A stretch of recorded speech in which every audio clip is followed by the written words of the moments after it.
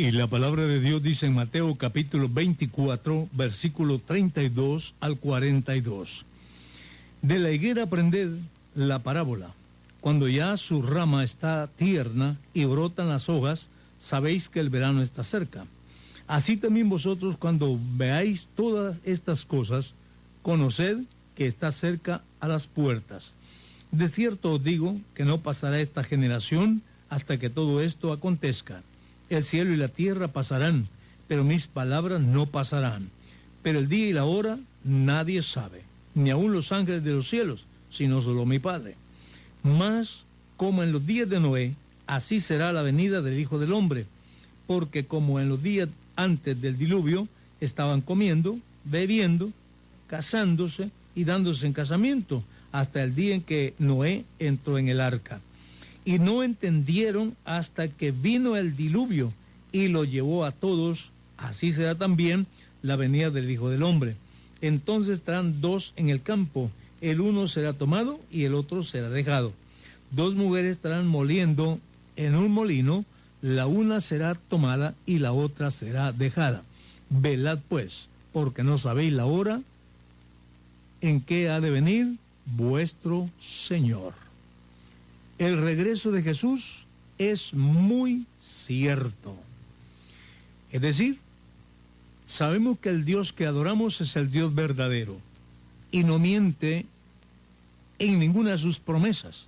Y si Él ha dicho que va a regresar, porque eso es lo que dice en el momento cuando le estaba dando la gran comisión a los discípulos, en el capítulo 1 del libro de los Hechos, les dio la gran comisión. Y después de darle la comisión, inmediatamente empezó a soltar el suelo y empezó a subir, hasta que ellos lo vieron que se cubrió en las nubes. Y cuando ellos están desesperados porque el Señor los ha dejado, aparecen dos varones diciéndoles, varones galileos, ¿qué están mirando al cielo? A este Jesús, así como la habéis visto ir, así le veréis venir. Esa es la gran promesa que tenemos del Señor. Y en este capítulo de Mateo que hemos leído, encontramos también, dice que Él vendrá en las nubes con los ángeles a la tierra. Eso estamos hablando del regreso de Jesús. Pero mire qué curioso, la iglesia del nombre de Jesús no espera su regreso. Todos los creyentes hablan cuando venga el Señor y unos hasta le han agregado la segunda venida, la segunda venida. ¿Dónde han encontrado en la Biblia esa segunda venida? ¿Dónde? ¿Por qué? Porque están creyendo que la primera vez vino, y Él no vino. Él nació aquí en la tierra. Entonces no vino. Y por eso le han hallado que es la segunda venida. La Biblia nunca habla de la segunda venida, sino, dice la Biblia, ven, Señor Jesús. La iglesia te espera. Pero estamos hablando de aquel momento diferente de lo que será el regreso de Jesús con el arrebatamiento de la iglesia. La iglesia espera el arrebatamiento, lo que en otras palabras se conoce como el rapto. La iglesia será raptada por lo menos 7 años antes del regreso de Jesús a la tierra. De tal manera que la iglesia espera no el regreso del Señor, sino el arrebatamiento. Es el momento que estamos esperando para que de ahí continúen por lo menos 9 cosas más hasta el fin del mundo. El Evangelio no tendría razón para que se predique si no fuera tan cierto el arrebatamiento de la iglesia, ni también si fuera tan cierto el regreso de Jesús. Pero esta verdad es la que sostiene a aquel que cree en el Señor Jesús, que de un momento a otro será la iglesia levantada. Es lamentable cuando encontramos a muchos escritores que confunden y unen las citas bíblicas del regreso de Jesús y el levantamiento de la iglesia. Lo unen. Otros tienen otra teoría. Dicen que el Señor se fue, pero que cuando la iglesia va a ser levantada, Él baja un poquito a encontrarla. Y eso no dice la Biblia. Lo que está sucediendo es que Él no baja un poquito, porque en el día de Pentecostés Jesús regresó a la tierra de nuevo, ya sin un cuerpo físico, sino ahora en espíritu. Es el mismo Jesús, porque Él dijo, yo estoy con vosotros todos los días hasta el fin del mundo. Él no dijo mi espíritu va a estar con vosotros, Él dijo yo estoy con vosotros. Y en Juan capítulo 14, versículo 18, Él dijo, no dejaré huérfanos, vendré otra vez. Y también dijo en Mateo capítulo 18, versos 19 y 20, dice el Señor, donde estén 2 o 3 convenidos en mi nombre, allí estoy yo en medio de ellos. No dijo estará mi espíritu, soy yo. Entonces, el regreso de Jesús, es decir, el Señor regresó a los 10 días después de su levantamiento, de su ascensión pública. En el día de Pentecostés se oyó un gran estruendo en los cielos y un viento recio y llenó a la casa de lo que se conoce ahora el aposento alto. Y allí estaban los 120 hermanos esperando lo que el Señor iba a hacer con ellos. Inmediatamente que aquel viento entró a la casa, los hermanos empezaron a hablar en otras lenguas y a glorificar al Señor Jesucristo. Y tan grande fue ese impacto que aún los inconversos también recibieron el Espíritu Santo. Y después de haber 120 nada más en el lugar, encontramos en el verso 41 del capítulo 2 de los Hechos, dice que aquel día fueron bautizados como 3,000 personas. ¿Dónde estaban esos otros más? Estaban ahí en el mercado, porque el aposento alto casi queda en medio de todo un mercado. Y toda esa gente ahí estaba. Cuando vieron los 120 que andan hablando en otras lenguas, danzando y glorificando al Señor Jesucristo, todos empezaron a dejar sus ventas y acercarse, que es lo que sucedía. Y todos los que iban llegando donde ellos estaban también recibían el Espíritu Santo. De tal manera que al final se cuenta cómo 3,000 fueron bautizados en el nombre de Jesús después que habían recibido el Espíritu Santo. ¿Quién era el que está allí? Es Jesús el que ha regresado para estar con su iglesia, ya no en una forma física, sino en una forma espiritual. Pero su regreso físico va a ser cuando hablamos del regreso de Jesús. Y él dice que viene con las nubes y todo ojo le verá. Eso es en su regreso. En el arrebatamiento de la iglesia nadie lo verá. ¿Por qué? Porque él se va de la tierra juntamente con la iglesia hacia arriba.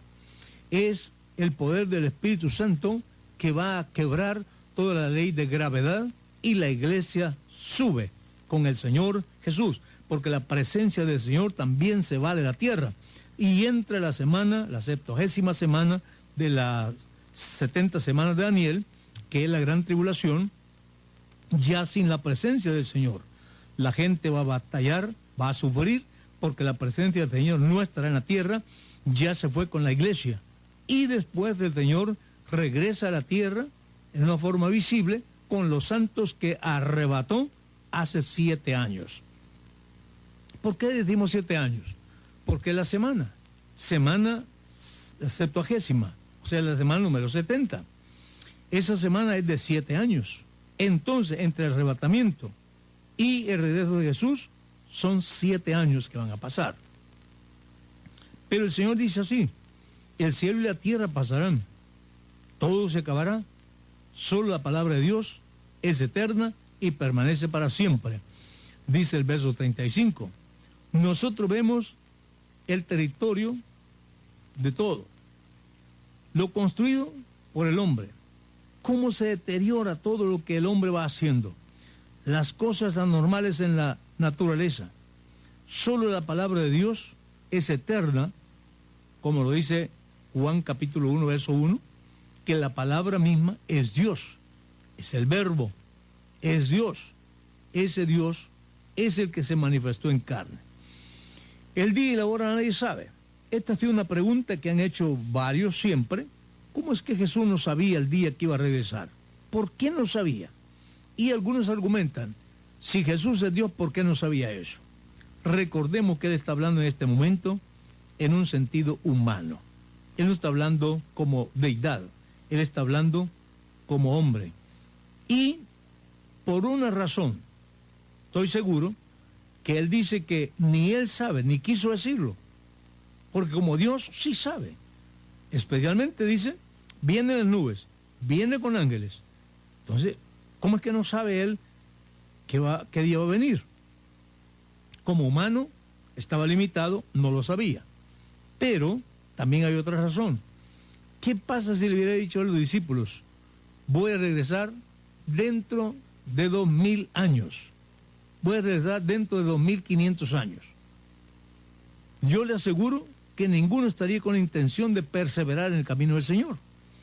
Hasta usted que me está oyendo diría, pues no falta todavía bastante para que venga el Señor. voy a ir mis vacaciones, voy a ir a pagar mi vagancia primero, y ya cuando ya esté cerquita la fecha, me voy a poner en ayuno, vigilia y oración para estar listo. Entonces, ¿qué pasó con todo el tiempo de su vida? Lo dedicó para otras cosas. ¿Pero qué? El Señor dice que estemos alerta, porque en el momento que no sabemos, Él aparece. Pero como hombre, Él no sabía, como hombre. Pero como el Dios Todopoderoso, todo lo sabe, todo lo conoce. El día y la hora no lo sé, dijo el Señor, ni los ángeles, solo mi Padre, hablando de la deidad. Hay algunos que se cansaron de esperar, otros que se pusieron a investigar los tiempos y ahí se entretuvieron y perdieron la salvación. En el capítulo 24 se encuentra la enseñanza de Jesús, en los últimos versículos. Dice que el siervo que se cansó y dijo el Señor se tardó en venir y se fue con los borrachos. Anduvo allí entre medio de los borrachos. Allá andaba en las fiestas, allá andaba de pagano. Y en lo que andaba en esa situación, el Señor levantó la iglesia. ¿Y qué pasó de ese? Lo ataron y lo echaron a las tinieblas de afuera. Ojalá que no sea ese tu caso, que te cansaste y ahora ya no estás perseverando porque el Señor nunca vino. La verdad es que Él no nos ha dicho por eso. Tenemos que perseverar todos los días de nuestra vida. Y aquí el Señor pone dos ejemplos. ¿Cómo será en el momento en que levante la iglesia? No será porque estés en medio de los creyentes que serás levantado. Dice que estarán dos en una misma cama. El uno será tomado y el otro dejado. ¿De qué está hablando esto? No está hablando de que la salvación es muy individual. Puede ser que el marido es un buen creyente, la mujer es una gran pagana. Entonces en el momento del arrebatamiento el Señor va a levantar al marido y se queda la mujer, o viceversa. Y también dice, serán dos mujeres al molino. Y en el camino llega el momento del arrebatamiento.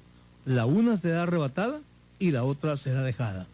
Indicando con esto que ninguna persona podrá salvarte porque está en medio de los creyentes. Hay algunos que bromeando dicen, yo me le voy a colgar de sus pies en el momento que el Señor lo levante. No habrá tiempo, amigo. Es ahora el tiempo que tienes que hacer. Mientras el mandato del Señor es verdad. En Apocalipsis 22, 12 dice, aquí yo vengo pronto y mi galardón conmigo. Está hablando precisamente de el pago a los que le sirven al Señor. Este versículo 12 nos habla de lo que va a pasar en el final del mundo. Más profecías cumplidas. En este siglo en que vivimos, siglo XXI, hemos visto cosas grandes que se han cumplido. Es muy sorprendente y hasta cierto punto impresionante que en esta generación se han cumplido más profecías que en todos los 19 o 20 siglos pasados. Desde el nacimiento de Jesús empezaron a ver algunas señales, pero nunca han arreciado como en este siglo. Guerras en todo el mundo. Recuerdo que hace unos años la ONU, la OEA, declararon el año de paz mundial, el año de la paz mundial. Y dijeron que de ahí para allá ya no iban a haber casi guerras. Pero, ¿cuál fue la respuesta del mundo? En ese año de la paz mundial hubo más guerras en el mundo que otros años. Se cuentan además 37 guerras registradas en la historia en el año que la ONU y la OEA hablaron del año de paz. También el año pasado dijeron ellos que era proclamado un año de tranquilidad en el mundo. Mire, el Medio Oriente, por ejemplo, está encendido en llamas. ¿Dónde está entonces las profecías de los hombres sin Dios? Lo que el Señor ha dicho es importante. Tantas guerras en el mundo. Y en este capítulo 24 nos habla de eso. Hablan guerras, nación contra nación, reino contra reino y hasta familia contra familia, los padres contra los hijos contra los padres. Todo eso son señales del fin. Este es un desafío y un desacuerdo a los propósitos del hombre. En Isaías 48, 22 dice, no hay paz para los malos, dijo el Señor. No hay paz para los malos. Si tú tienes un corazón malo, jamás encontrarás paz en tu vida. Y Isaías 57, 21 dice, no hay paz, dijo el Señor mi Dios, para los impíos. Para ellos no hay paz. ¿Cuánta gente se acuesta a dormir y aún estando dormidos tienen tremendas pesadillas, soñando que los están matando, soñando que están peleando, soñando esto y lo otro, que despiertan asustados, porque ni dormidos siquiera tienen paz? Pero qué bonito cuando oímos al salmista, dice, me acosté y dormí confiadamente, porque el Señor me guardó. Es importante. Señales ante el fin. Encontramos en la Biblia las señales que habrán. Primero, el derramamiento de la lluvia tardía. Santiago 5:7. Dios ha avivado al mundo. Desde el año 1900 empezó la promesa del Espíritu Santo con un grupo de estudiantes en Topeka, Kansas, Estados Unidos, donde hubo el primer momento en el año 1900, precisamente el 1 de enero, donde un grupo de estudiantes recibieron el Espíritu Santo hablando en otras lenguas, cuando ya tenían más de 500 años de no ver gente llena del Espíritu Santo. En el tiempo de la Reforma, en el tiempo del oscurantismo, en el tiempo de Martín Lutero, de Juan Bunyan, Juan Wycliffe. Todos estos no hubo ningún derramamiento de Espíritu Santo. La predicación era seca, solamente la leí de la palabra, pero no había llenura del Espíritu Santo. Pero en el 1900 hubo ese despertar, la lluvia tardía profetizada por los profetas del Antiguo Testamento. Luego encontramos también la apostasía, la abundancia de apostasía. Encontramos 2 Tesalonicenses 2:3, 1 Timoteo 4:1, 2 Timoteo 1:4-3-4, Mateo 24:24, 2 Timoteo capítulo 3, verso 5, y Judas capítulo 4, que toda la carta se dedica a la apostasía. 2 Pedro capítulo 2, aplicación a la apostasía. Hemos visto en estos últimos días la apostasía. Creyentes bautizados en el nombre de Jesús, revuelto con los trinitarios, revuelto con los católicos, revuelto con los dualistas. Una sola familia. No hacen diferencia entre una cosa y la otra. Y yo quiero decirle, si usted quiere llamar la atención de Dios para ira contra usted, haga eso. Lo que Dios le dijo a Jonás, que Nínive tenía un defecto, que no sabía ni dónde tenía su derecha ni dónde tenía su izquierda. Ellos iban para todos lados, celebraban todo tipo de cosas. Y el pueblo de hoy día está lo mismo, en los Estados Unidos, en Sudamérica, Centroamérica. Andan los creyentes bautizados en el nombre de Jesús, revueltos con los demás religiosos.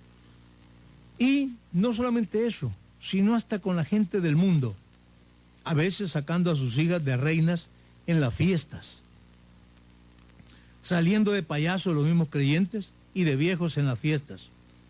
Todo eso es una apostasía. No hace diferencia entre lo que es correcto y lo que es incorrecto.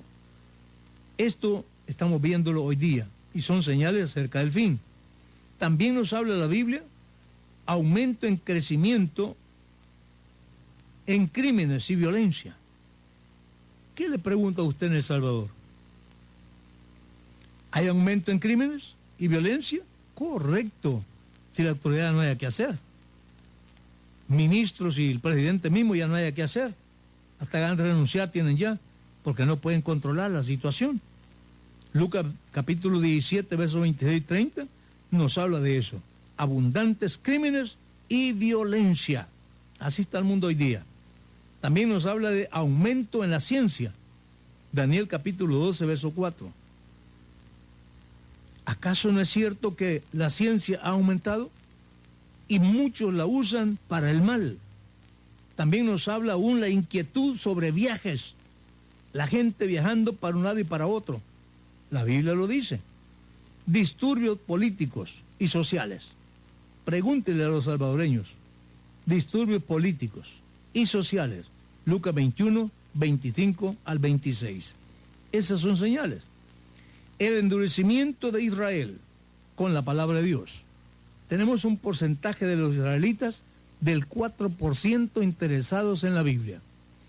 Y de servir a Dios, el 1%. Endurecimiento de ese pueblo. La falta de sumisión de los hijos a los padres, de la esposa a la mujer y de la familia. La falta de reconocimiento de autoridad. Oposición de la esposa con el esposo, los hijos contra los padres, y la falta de respeto a las autoridades. Abusos de autoridad y de individuos. Encontramos hoy día que los hijos no respetan a sus padres. Y si no respetan a sus padres, jamás van a respetar también a sus maestros en las escuelas. Jamás van a respetar también a la autoridad en la calle. ¿Y qué está diciendo eso? Es un cumplimiento a la palabra de Dios. Ha perdido toda sensibilidad y se han desbordado en la maldad. La gente dice, yo me acuerdo, y hablando con ancianos, dicen, yo me acuerdo que cuando yo me crié, no era así la cosa. Uno tenía temor a sus padres, respeto a sus padres, los saludaba. Y para pasar en medio de los dos ellos, con permiso. Recibía algo, muchas gracias. Ahora se lo pasa llevando de encuentro y ni lo saluda siquiera. ¿Eso de pedir permiso qué? ¿Eso de dar gracias qué? Los hijos le dicen a los papás, dame tal cosa, hijo. Papá, dame tal cosa, papá. No le dicen ni por favor, ni gracias al recibirlo. Todo eso es falta de respeto. Y decimos, ¿por qué es que la gente es ahora así? Cumplimiento de la palabra. El espíritu de rebeldía está en el mundo. Y eso retira a la gente de Dios. ¿Cuál es el problema de los pastores hoy día también? Encontramos gente mal educada. Gente sin ninguna educación, que aún a los pastores no los respetan. Sus maestros no los respetan. A sus padres no los respetan. Todo eso es el espíritu del anticristo trabajando en el mundo. Amigo oyente, busca a Dios de verdad. Y hermano que eres creyente, y especialmente estoy hablando con los bautizados en el nombre, por favor, impongan esa autoridad en su hogar. Y que sus hijos sirvan de ejemplo en la escuela. Cuando ve un policía en la calle, también un respeto. Pero lamentablemente, si no respeta a sus padres, no respeta a los maestros, no respeta a un policía en la calle. He visto muchachos, al ver al policía en la calle, inmediatamente van agarrando unas piedras por si en caso el policía los para. Y eso no es solamente una piedra, hay otros que harán otras cosas. Pero, ¿por qué razón? Ese espíritu del anticristo trabajando. Esa es la tarea dura de los pastores hoy día, enseñar la palabra de Dios y enseñar ese temor en la gente. Y solamente así se verá lo que es la diferencia. Pero cuando vemos a pastores trinitarios, metidos entre políticos y queriendo arreglar el mundo, junto con los curas, ¿qué respeto se le puede dar a un pastor así? Son la misma chusma. ¿Cómo pueden ayudar a su gente? Pero qué bonito cuando vemos pastores separados al servicio de Dios, que eso es lo que Dios quiere. Gente que esté de corazón sirviendo al Señor. Jesús levanta muy pronto a la iglesia y después de eso su regreso a la tierra con los santos a poner en orden a este mundo desordenado. Amigo oyente, no solamente aceptes la religión, porque lamentablemente hay mucha gente que acepta la religión. Y uno le pregunta, ¿a qué iglesia va usted? Yo soy de la Asamblea de Dios, yo soy del Príncipe de Paz, yo soy de la Bautista. O sea, ¿qué es de la Bautista? No es de Jesús. Es de la Asamblea, tampoco es de Jesús. Pero qué bonito cuando le preguntamos a alguien, ¿usted a qué iglesia asiste? A la iglesia del nombre. Y estoy entregado a esa doctrina y a ese mensaje. ¿Por qué razón? Porque Jesús es el nombre de Dios.